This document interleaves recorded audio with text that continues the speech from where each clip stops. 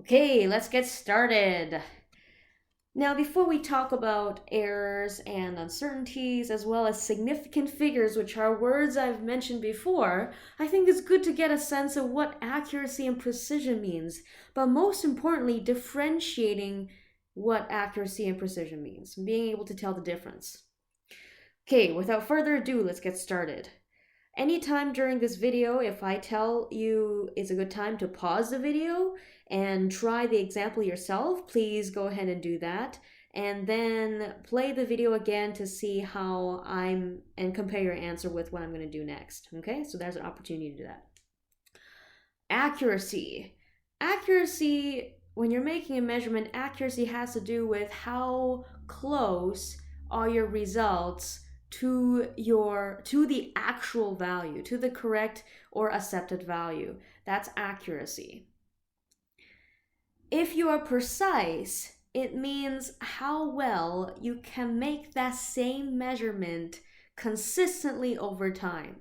So for example, you just did an experiment measuring for 10 oscillations, and let's say for one of your measurements is 9.35, okay?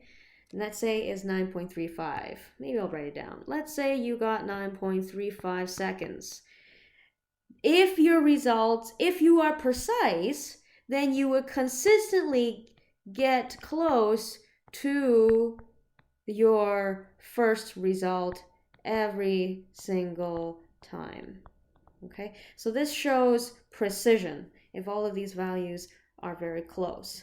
However, if you need to be accurate, you want to make sure accurate means all of these values over here are very close to the accepted value, which is the time it should take your pendulum to swing 10 times. And let's say it is 9 point, I don't know, 3, 2.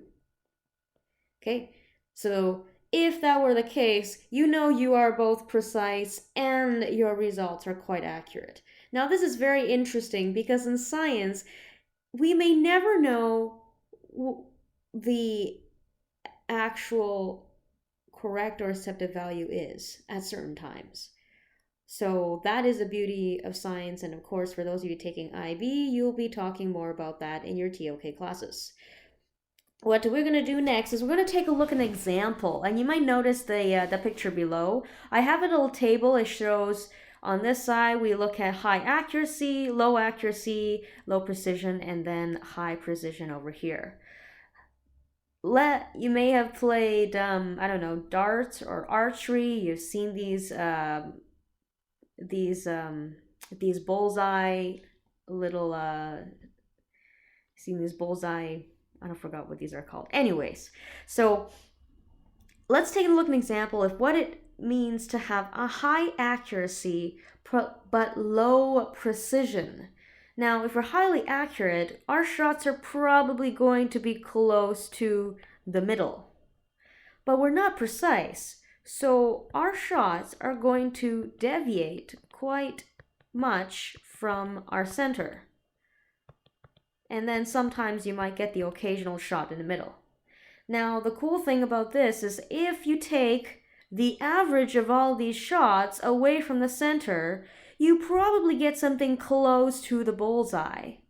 So notice how if you take many of these repeated measurements and you take an average, you will get close to what it seems to be your actual result. So it helps to improve your precision by making repeated measurements in this case. Now, moving on. Now, let's say if we're highly accurate as well as precise. So yes, our shots are still going to be relatively close to the middle, but now they deviate much less from the middle.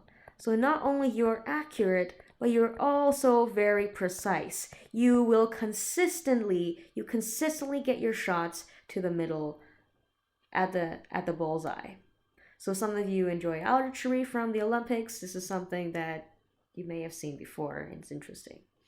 Anyhow, I would like you to try what it's like to be highly precise, but not so accurate.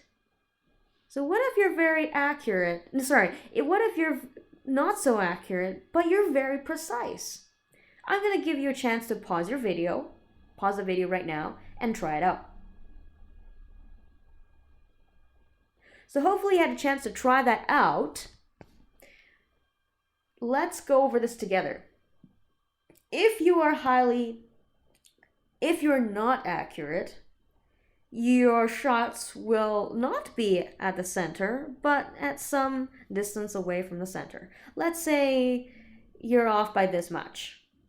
If you are highly precise, your shots will consistently be shooting at this region away from the center.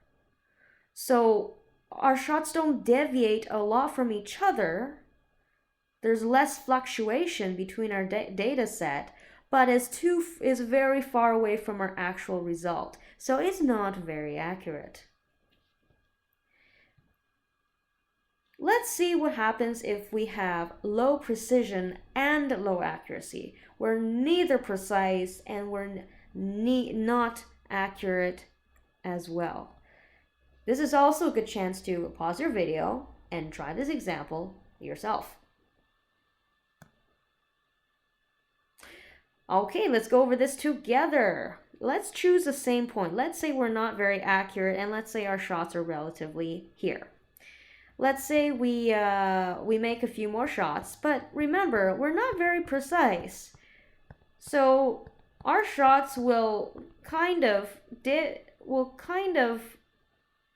vary away from this middle center point over here, and they vary a lot from each other as well. So in this case, we have both low accuracy as well as low precision. I want you to take a look at one of these rows. Let's take the top, for example, because we like the bullseye. If we say take the average of all of these shots, we might get something that's close to the bullseye. Same thing if we do that over here. If we take the average of all these shots, notice that we also will get something that is inside the bullseye. Notice by taking the average of both of these, we still will get an average in the bullseye, but it's the fluctuations between each and every data that vary between your low precision and your high precision, and that has to do with your error, which we will be talking about in a few more videos or maybe in class. So hopefully you have a better sense of what accuracy precision is. If you have any questions, let me know in class or in my email down below. I have my website on the bottom if you want to go check that one out. And our next lesson will be on significant figures.